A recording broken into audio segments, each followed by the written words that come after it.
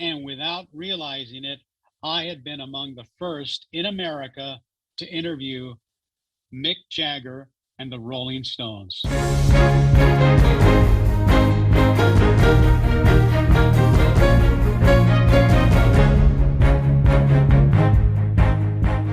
Welcome to our show, Latinos Who Thrive.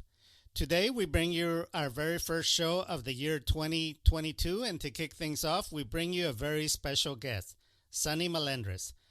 Sonny has been twice named Billboard's Magazine National Radio Personality of the Year. Sonny was inducted into the Texas Radio Hall of Fame, the San Antonio Radio Hall of Fame, and included in the Rock Hall of Fame as one of the top 100 radio personalities of all time.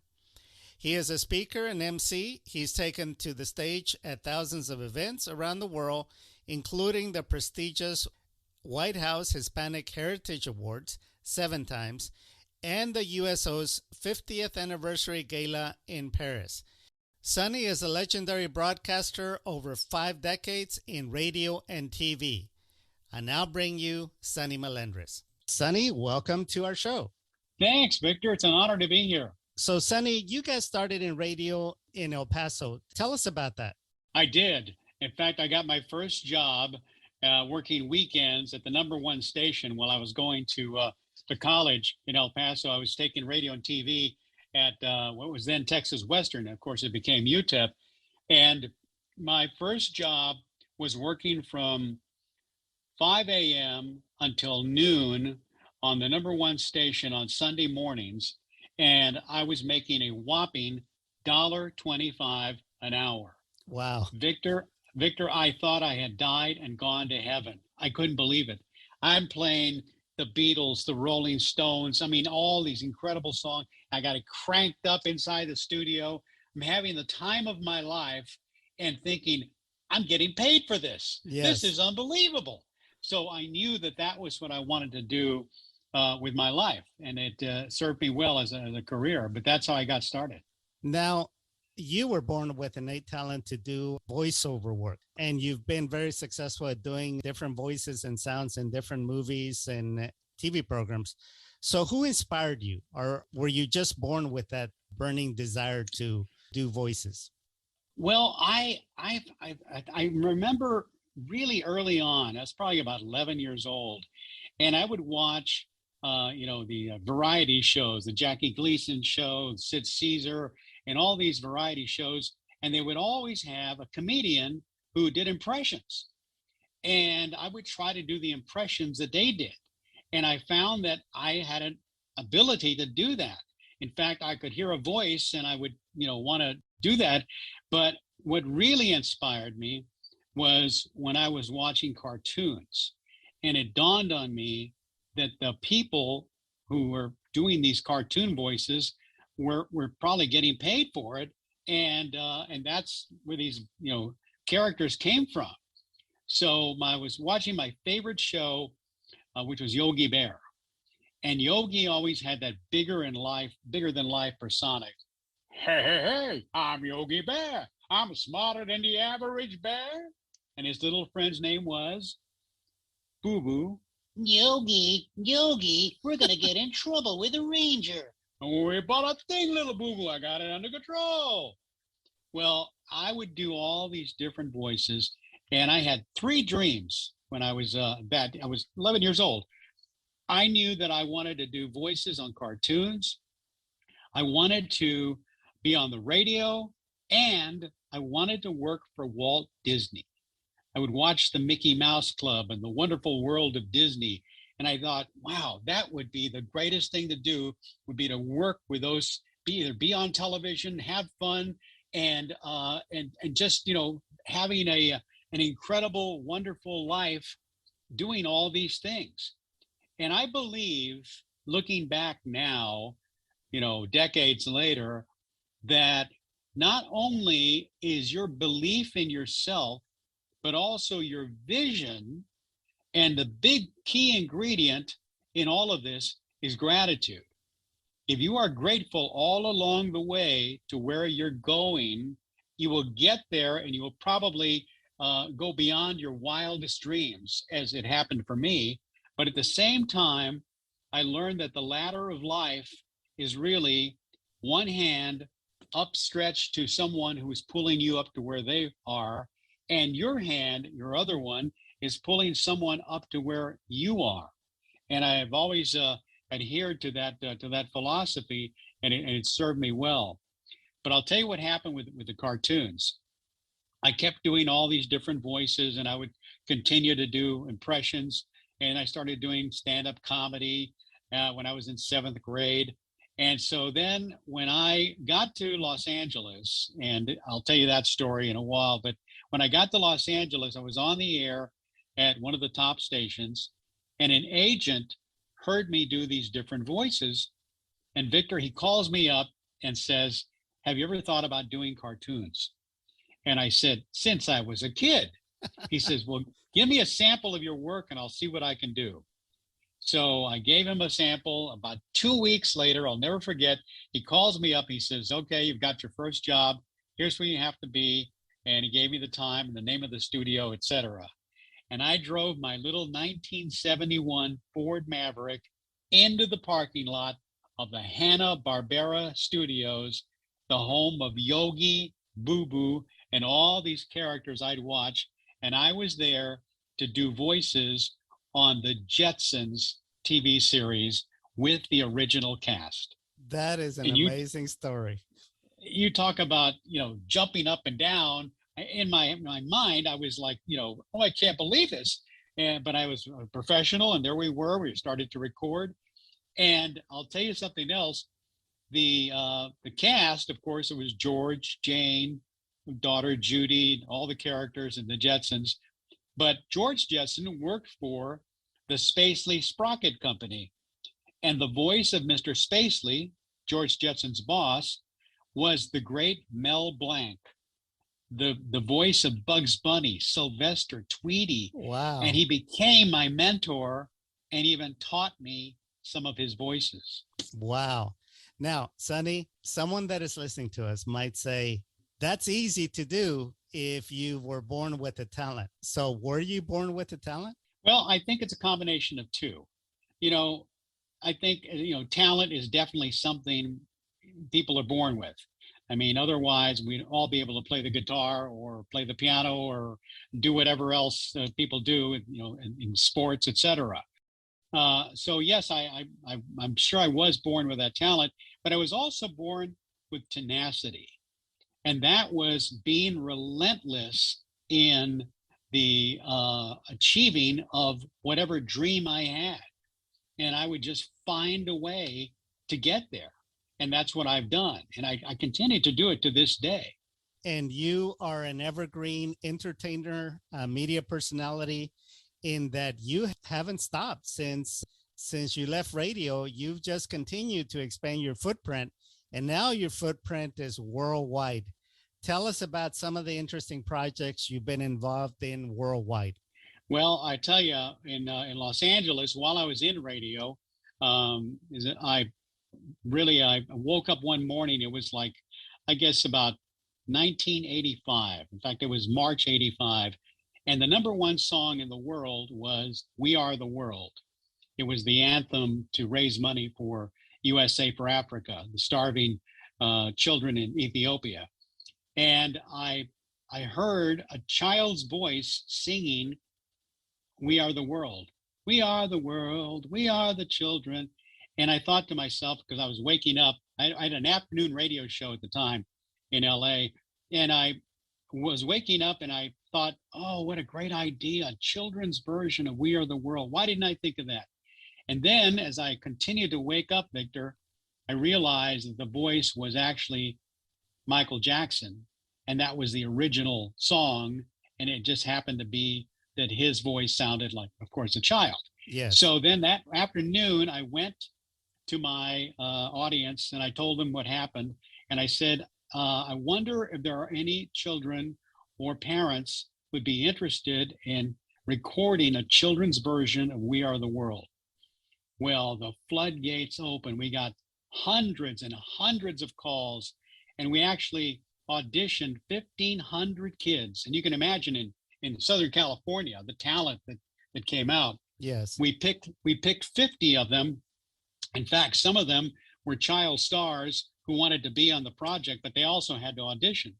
And long story short, we recorded the song and ended up, of course, all the proceeds going to USA for Africa. But then we wanted to do a video, and we did the second half of the video at Griffith Park with the other 1,450 kids who weren't on the audio, and they were then part of this big, incredible video. In fact, if you go to sunnyradio.com, you can see the video. But by that time, I came back to San Antonio, and that's when received news that the song had been nominated for a Grammy. So it was quite a project, and it was all grassroots. In other words, I think that people only need to be asked, and when you put people together for a cause and a project, it's unstoppable. It takes on a life of its own. That is amazing. In round numbers, how long have you been in media? Well, my first job was in the summer of 1965. So you figure it out, 75, 85, 95, 2015. And so 57 years. Wow. That is I'm almost halfway there. Yes, at the rate you're going. Talk to us about your radio career compared to today. What was radio back then when you first started compared to today? Well, back then, radio was much more entertaining because the personalities on the radio had so much more freedom. They could, in some cases, play whatever they wanted to play. In other cases, they could have, artists drop by and bring a new record, a new song, and just put it on the air right away. And now radio has become really homogenized. It's not only in the fact that you hardly hear that kind of fun on the radio anymore, but also so many of these radio stations, they have personalities that after they get off the air, they go and record all these intros and outros for songs on other stations. So it's really very, very automated. But I'll tell you something that happened is very, very powerful as far as radio is concerned. One of my favorite stories, when I I just graduated from Central Catholic High School, and I was going to go to San Antonio College. And San Antonio College had their own radio station. And I couldn't believe that you could get a degree in radio and TV. So that's where I began to learn about radio at the college station. But during that summer, the summer of 1964, there was a big teen fair of Texas at the Coliseum in San Antonio. And every big major star of the time, all the teen idols, they were all there. It was a 10-day deal. And one of them was somebody that I impersonated. His name was Bobby V. He had The Night Has a Thousand Eyes, Run to Him, all these great songs that were top 10. He's major hits. Sure. And I had to meet him. And my mom, God bless her, she says, "Mijo, why don't you sell some lemonade at the concession stands? They're looking for people to work there, and then maybe you could go meet Bobby V." And I thought, Mom, you're a genius. So Victor, I got a job selling lemonade, and I told the lady who was the caterer, and she was in charge of the whole thing. She was going to do the press parties for these different groups and singers. And I said, well, I'm going to need time to go to the press party because I'm with WSAC, which was the college station. She didn't know that it broadcasted to the cafeteria. Yes. So I said, and I would like to get some pictures of you with the various artists. Well, now she said, oh, yes, absolutely, young man. So on the day that Bobby V was going to be there, I had my graduation suit. I put it on, and lo and behold, she was sick that day, so she wasn't there. She couldn't get me in backstage. So I talked the Boy Scout at who was taking tickets into letting me in, and I had my suit. I had a tape recorder. I had a sketch pad because I did a charcoal drawing of him. I was going to give it to him. And so I walk into the Coliseum, and Leslie Gore, "It's my party and I'll cry if I want to," was on stage. And there was a bouncer and this lady standing next to him. And I thought, how am I going to get, because they were standing between me and getting backstage. So I walk up to the bouncer next to him and I look around and I say, "We got a pretty good crowd today." And he looks at me. I mean, I'm 17 years old. He looks at, "Who's this kid?" And then I said, I recognized the lady because I'd seen her picture in these magazines. And I said, "I'm going to go get," it was Leslie Gore's mother. I said, "I'm going to go get Miss Gore a chair." And so I walk backstage and I come back with a folding chair. I say, "Here, Mrs. Gore." "Oh, thank you, young man." She sits down. Now I've been backstage, Victor. So I walk right back and I make my way to the room where they're going to have the press party. And there's all this food laid out. Bobby V's not there yet, but there was this group. It was like 5 guys, and they weren't even famous. They billed them as friends of the Beatles, and it was their first time in Texas. So I'm looking at them, and one of them says to me, "What's that?" He points at my tape recorder, and I said, "Oh, that's to interview the different singers." And then I thought to myself, well, these guys are singers.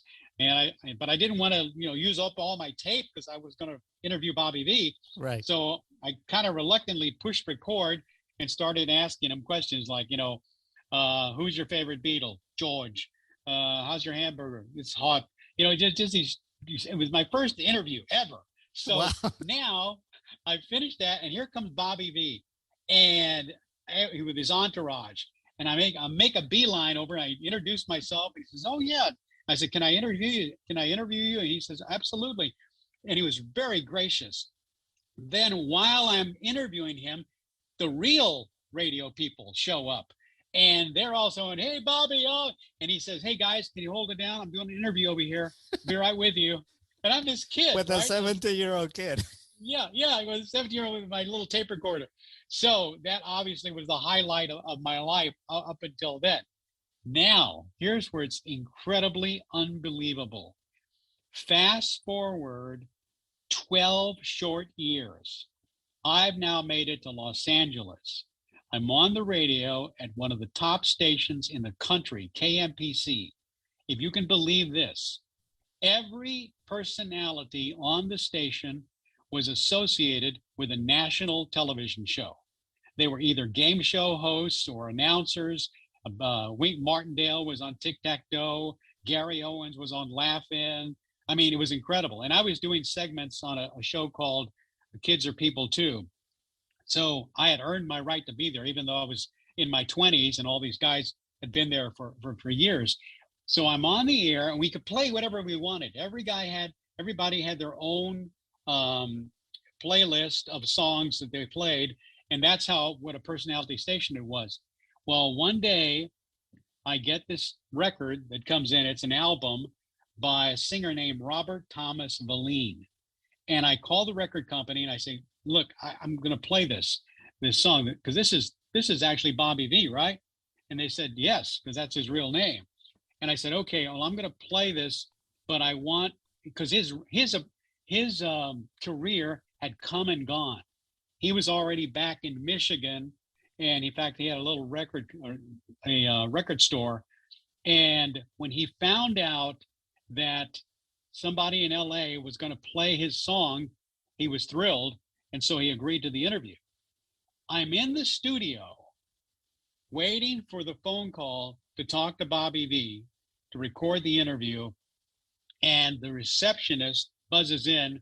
I said, "You have got a visitor." I said, "I can't. I'm going to be doing an important interview." She says, "No, this is your interview."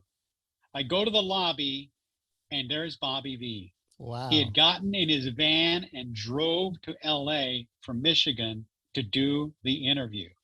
And at the end of the interview, I told him the story about when he was a big star in San Antonio and he'd come to that concert and how nice he had been.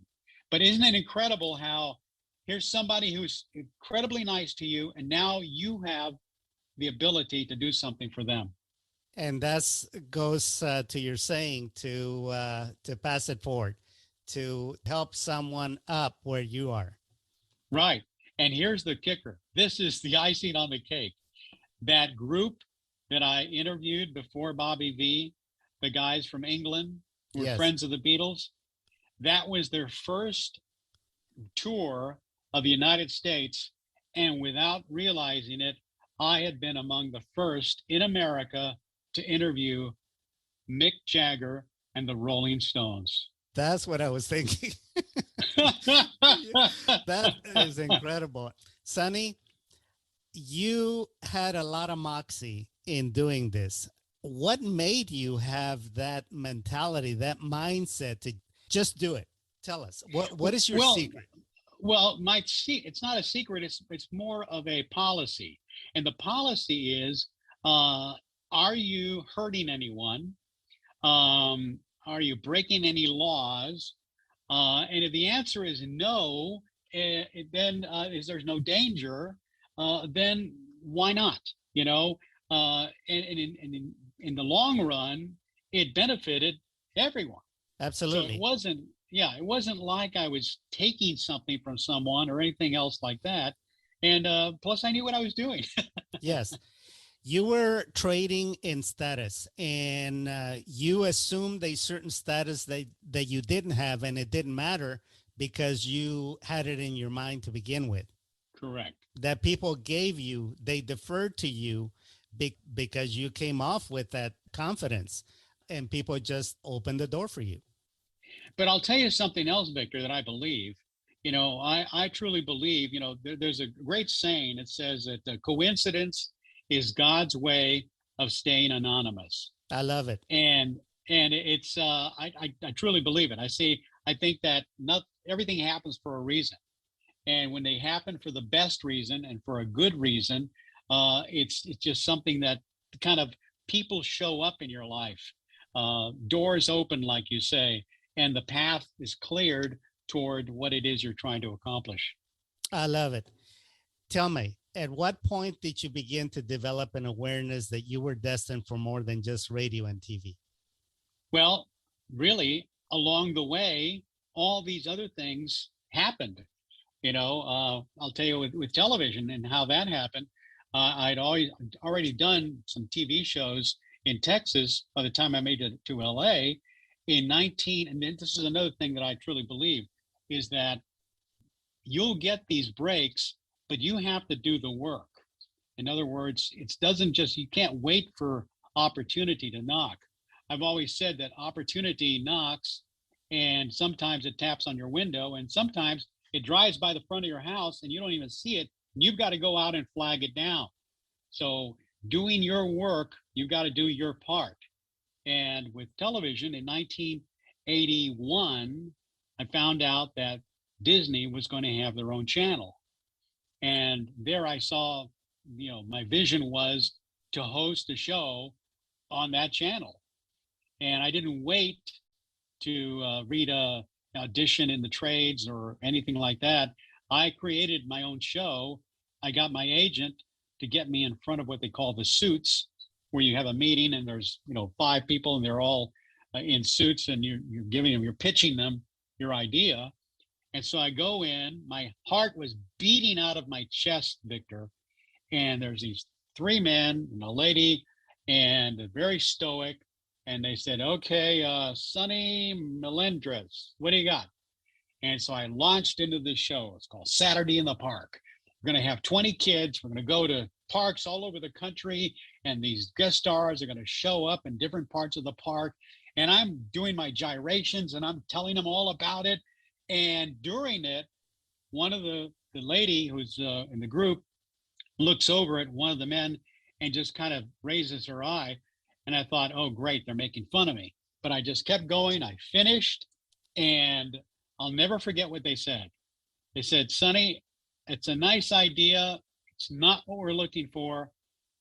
But with your enthusiasm, we think you'd be perfect for another show we have that's about to go into production called You and Me, Kid. Would you be interested? Wow. I ended up doing the show for 11 years. Your dream came true. of working for Disney. That's right. That's right. Sonny, who were your early mentors or role models that you looked up to? Well, they were teachers along the way, really. The first teacher I had that was just a fantastic teacher was Jean Longwith. She was the head of radio and TV. In fact, I was in her first class at San Antonio College. And, I don't know if you know this, Victor, but San Antonio College just got named as the #1 community college in America. Wow. And it is an incredible honor. And Dr. Vela has done a great job there. But the radio and TV department is legendary. And I took a poll a poll one day on the air, and had people call me up if they were in the media, had they gone to San Antonio College. And more than 60% of those who I interviewed had gotten their start at San Antonio College. People who were on the air in television in San Antonio and radio as well. And so that radio TV department was really legendary. So Gene Longwith was one of those mentors.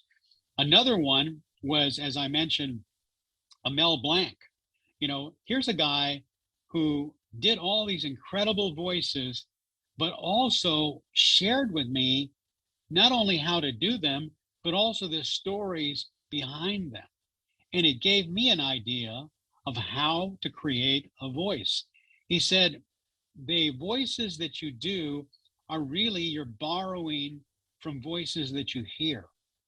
And in fact, he told me the story about how he learned, he created Bugs Bunny. He said that he had been flown from LA to New York. An agency, an animation agency, was going to do a new character, and they wanted it to be a rabbit with an attitude. So he's in the cab, Victor, on his way to the studio, and the cab driver says, "Yeah, what to, Mac?" And he kept talking. He kept talking about the Dodgers. And "Yeah, how about the Dodgers? Hey, Doc, I'm going to tell you." And he's like, and he kept the guy talking because those of us he wanted to model that attitude and that pitch. Exactly. And all of us, see, those of us who do impressions, we have a tape recorder that's built into our heads. Yes. So you can hear it, and if an hour later, you can actually do it. So by the time he got to the studio, he goes in and he says, "Well, so what do you think, Mel?" He says, "I think he's got a kind of like a Brooklyn accent, kind of like a, "Yeah, what's up, Doc?" And he said, "We love it. We love it." And that was the birth of Bugs Bunny. That is incredible. Sonny, you've done thousands of interviews with celebrities and newsmakers. Who has been the most interesting person you have ever interviewed? Well, the not only the most interesting, but also the most, he just a notch down from God. And you'll understand what I mean when I tell you. I was doing was on the radio in San Antonio, and I was going to all these different schools and doing all these rallies and et cetera, which I still do. And I went to an all-girls school. It was St. Francis Academy. The art teacher there was a nun who invited me, and she's walking me back to my car, and she says, "Sonny, if you're ever in Rome, our order of nuns takes care of the Vatican, and maybe we could get you to meet the Pope." And I thought, oh my God. I said, "Okay, I'm going to Rome. I'm going to Rome." And here again, it goes back to that thing where doors start to open, people show up. That night, I was at a grand opening of a travel agency, and I met the national program director for a promotion director for TWA, the big airline back then. Yes. And I had heard on the radio, I read in the news that morning that because the Pope was coming to San Antonio that year, and he was coming to the United States. And so these children in Seattle were actually writing to the Pope so that when he got there, he would kind of talk about what it was that they wrote to him about. And I thought, what a great idea. We could do that in San Antonio. So that night, lo and behold, this promotion director for TWA says, yeah, if you ever have an idea for a promotion, we're trying to promote, we've got a new flight from New York to Rome. If you could come up with anything, let me know. And I said, well, as a matter of fact, we're going to be getting the children from San Antonio to send letters, and we're going to be looking for an airline to deliver them to the Pope. And he says, well, put it together, and I'll see what I can do. So now I've got to figure out how am I going to get time off. My vacation I just taken, so I really couldn't get time off at the radio. So I walk into the program director's office, my boss, whose name is Bill Thorman, and I said, Bill, we're going to Rome. And 30 days later, Bill Thorman and I were on a plane flying to Rome on Trans World Airlines. Now we get to Rome. We're at the St. Peter's Square.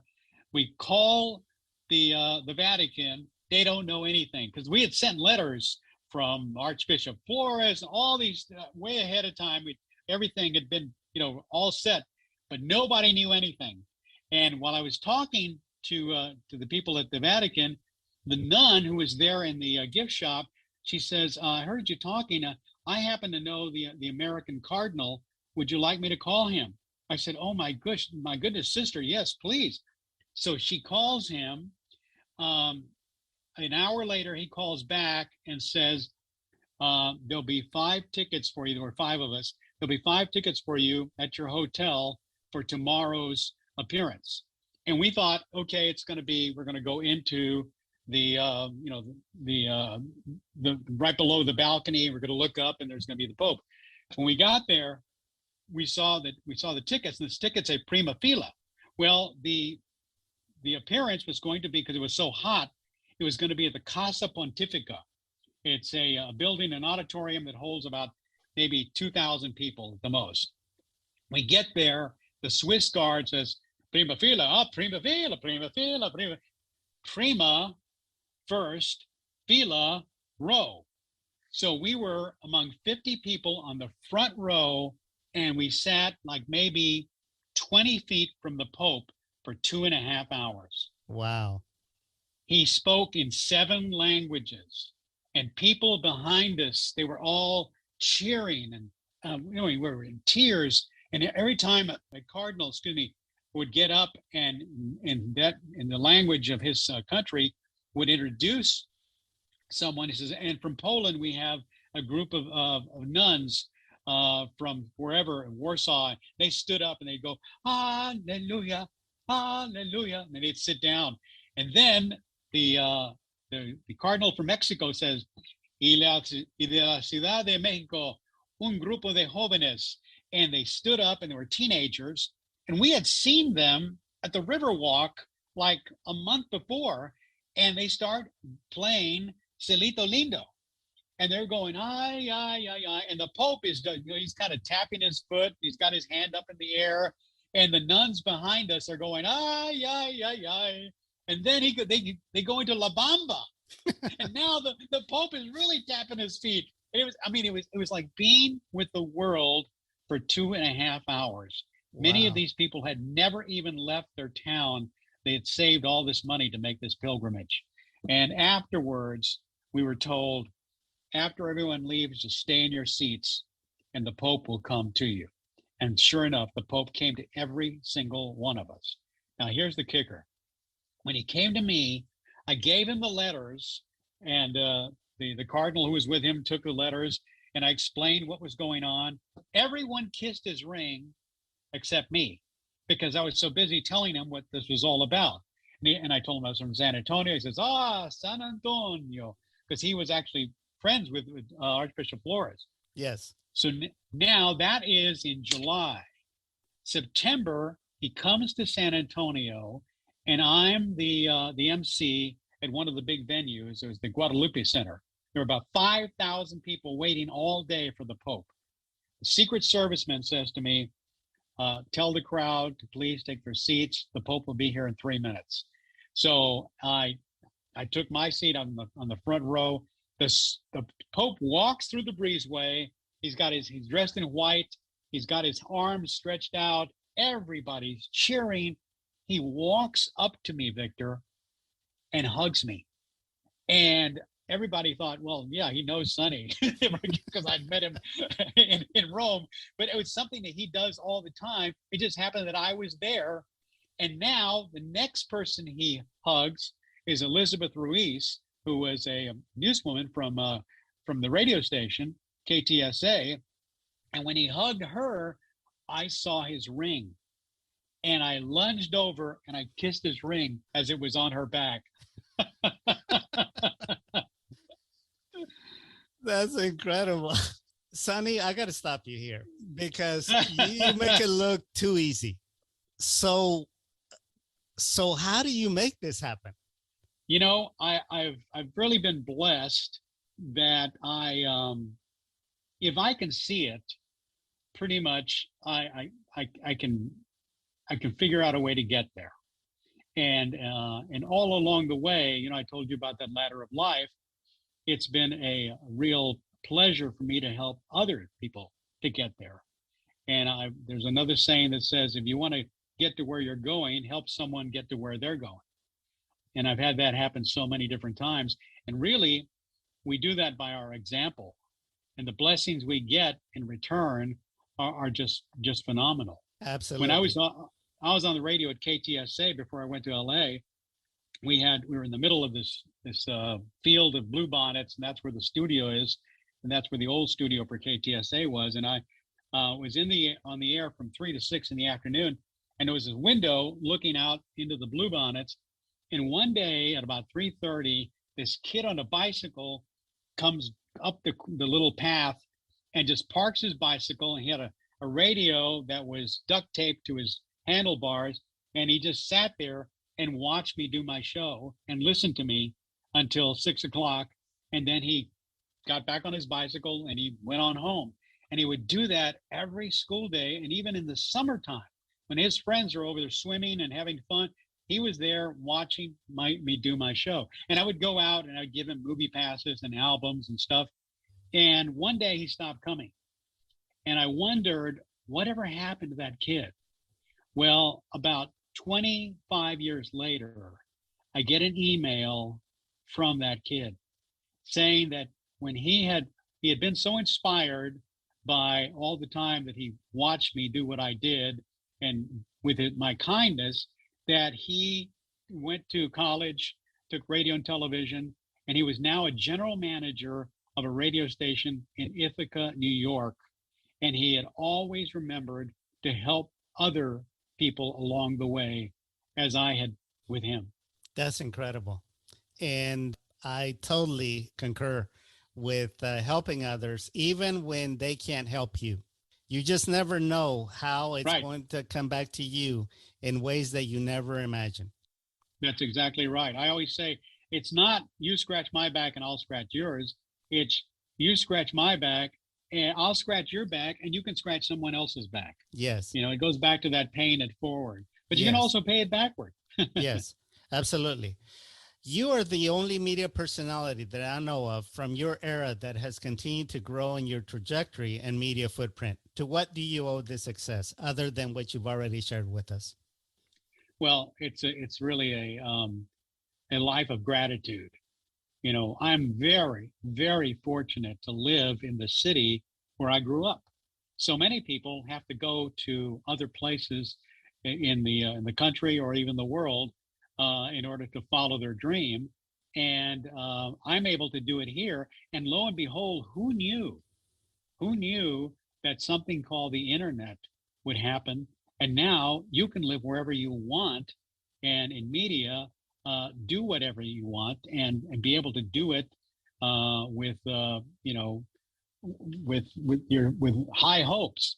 It doesn't matter. You're no longer at the mercy of where you have to live, and that's so wonderful. And then, of course, we live in San Antonio. Are you in San Antonio? I'm in Houston now. I grew up in San Antonio, but I now live in Houston. Yeah. Well, you know, Texas is a whole different country. Yes. You know, you know, for the first 5 years of the Texas lottery, I was the actual spokesperson for the lottery. Wow. And we'd go at Victor every week, every Friday, we'd go to a different city and give away $1 million. And I would host this TV show, and we'd have people that got chosen from entries that they had done with in the back of the scratch offs. We got like 350,000 entries, and then we'd give away. One of them would win $1 million. And I went to literally just about every city in Texas. And some of them I had to rent a car, I had to take a small plane, and it's unbelievable, how big this is. And we have everything. We have mountains, we have snow, Yes. we have desert, we have oceans. It's wonderful. What advice would you give to anyone listening to our show for having a winning mindset and to win the long game of life? Well, you've got to have a positive outlook. You've got to wake up with a positive outlook. The first 30 minutes of your waking day become the rudder for the day. And if you can spend those 30 minutes doing something positive, and it could be anything from reading, meditation, even watching a TED Talk, because we tend to, and I was on radio for all these years, a morning show and morning radio, but we tend to immediately turn on the radio, turn on television, or start to check our email or go to Facebook, etc. And we have this bucket that's empty from our sleep, and it gets full like that. And everything goes in, but if you don't let anything in until you've got something positive, now you've really set the stage for a positive day. The other thing is, look for people who will come into your path that you can help. And you mentioned this earlier, something about the fact that it's not what they can do for you, it's what you can do for them. There's another great saying that says the true measure of a person is how they treat those who can do nothing for them. And these people will show up. And it doesn't have to be like you're going to give them money or a smile, a kind word, just the way we treat those that we see. My favorite quote of all time came from a philosopher who lived in the first century. His name was Philo of Alexandria. And what he said, it could be applied today. It could have been said by Tony Robbins. He said, "Be kind, for everyone you meet is fighting a great battle." And how true that is. Yes, you can absolutely. be in the elevator, you can be in your car, in the stoplight. You don't know what's going on with people. And we need to really go out of our way to be kind. And we live in such a crazy world that kindness is now the extraordinary. It is, but it doesn't mean. But here's the great part. This is the best part of all. Kindness is who we really are. We're not born mean. We're not born prejudiced. We're not born with any of these things. We're born. If you put 5 babies from 5 parts of the world in a room together, do you think they're going to start, fighting with each other? No. And that's because that's our ilk. And I also believe that we are not just the age we are, we're every age we ever were. So inside you, Victor, there's a 10-year-old. Absolutely. There's a 15-year-old.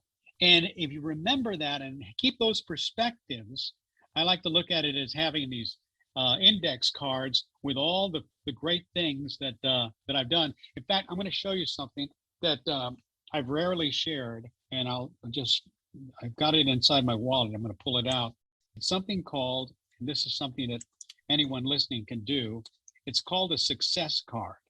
What I've done is I've taken like 20 or 30 different parts, things that have happened in my life, and put them into a card. And I've got a card laminated.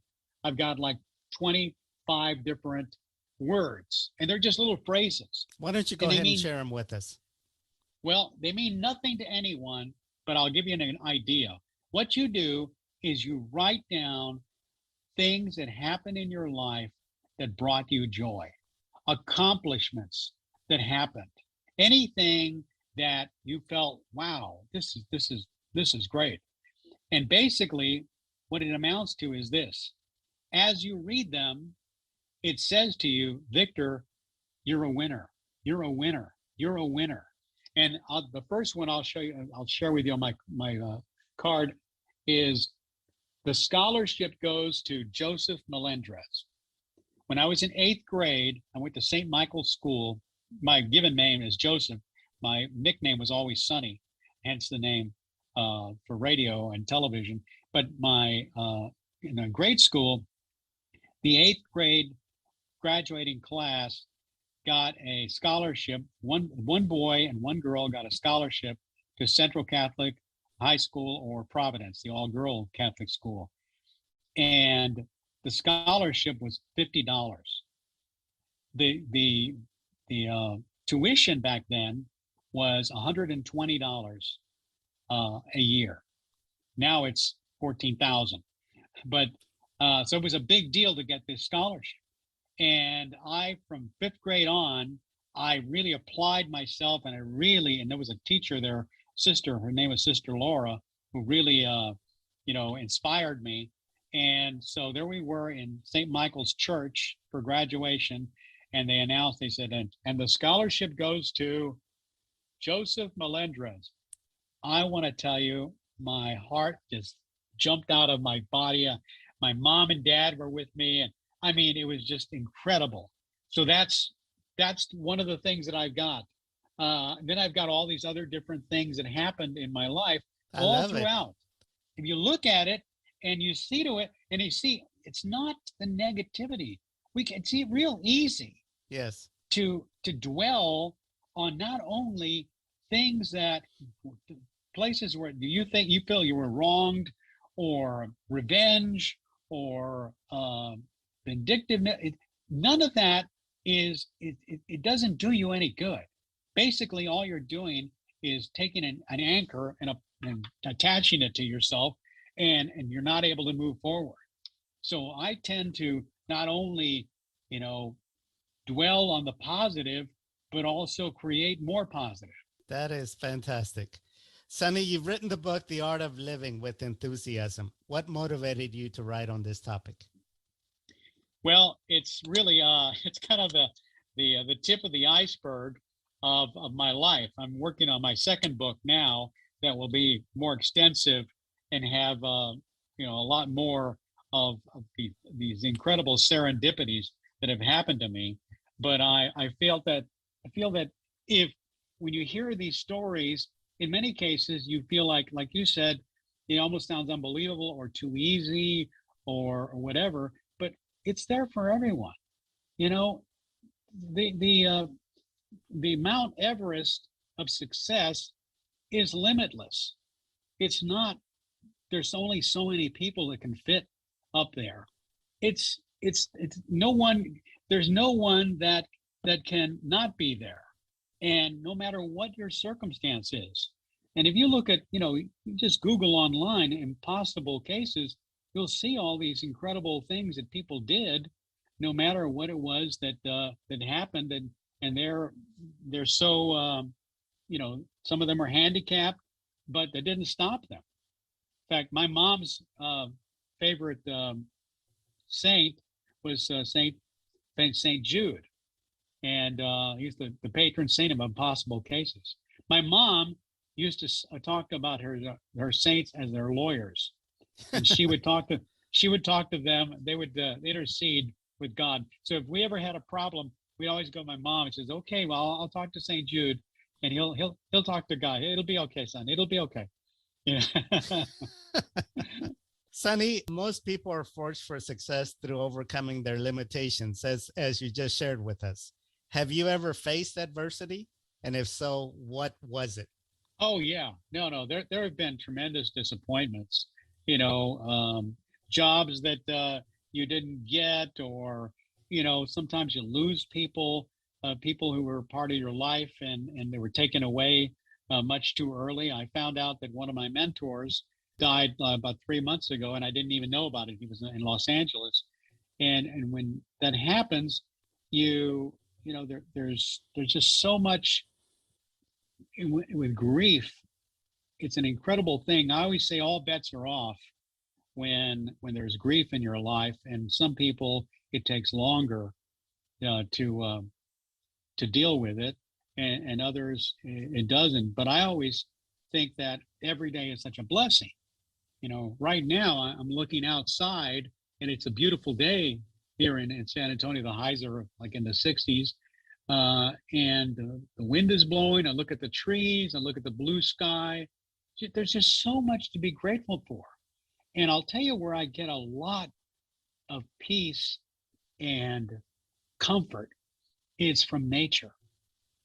Not only nature in what it is that we see growing around us, but also in our animals, our pets. And, children are such an unbelievable source of not only positivity, but also they teach us so much. The things they say, the things they do, the things they think they can do. It's just, to me, tremendously inspiring. Absolutely. Any last thoughts on how people can succeed in 2022, Sonny? Yes. Do not give up hope. Put one foot in front of the other. Put one thought in front of the other. Put one kindness in front of the other. And I promise you, what it is you see for yourself, and believe me, sometimes you're the only one who sees it. Do not let go. Stay the course, and you will get there. And don't be surprised if it doesn't take you beyond your wildest dreams. That is wonderful advice, Sonny. We are so thankful to have you as a guest, and we'll be following your trajectory and having you back as a guest to talk about your upcoming book. Great. I look forward to it, Victor. And thank you so much. And may I say thank you for what it is you're doing with your talent. I know you've got an incredible background in broadcasting, and now to be able to do this with podcasting, I think is fantastic, especially when you're able to do it on such a grand level. I am honored to hear your kind words. Thank you so much. My pleasure.